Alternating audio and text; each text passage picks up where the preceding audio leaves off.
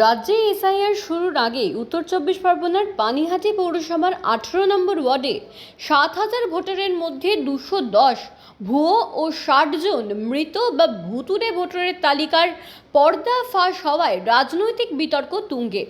ভুয়ো ভোটারের সাহায্যে তৃণমূলের ভোট লুট করে এই অভিযোগে সরব হয়েছেন বিজেপি। যদিও তৃণমূলের পাল্টা দাবি নির্বাচন কমিশনের গাফিলতিতেই নাম বাদ যায়নি এবং মৃতদের পরিবারের সদস্যরা মৃত্যুর শংসাপত্র জমা দেননি। বিজেপি প্রশ্ন তুলছে, একটি ওয়ার্ডে যদি 270 জন ভুয়ো ভোটার থাকে তবে গোটা পৌরসভার সংখ্যা ঠিক কতটা? আপনি কি বলবেন? মৃত ভোটার যদি থেকে থাকে তা সেইগুলোর নাম বাদ দেওয়ার কর্তব্য হচ্ছে তার বাড়ির লোক ডেথ সার্টিফিকেট দিয়ে তার নামগুলো ডিলিট করবে।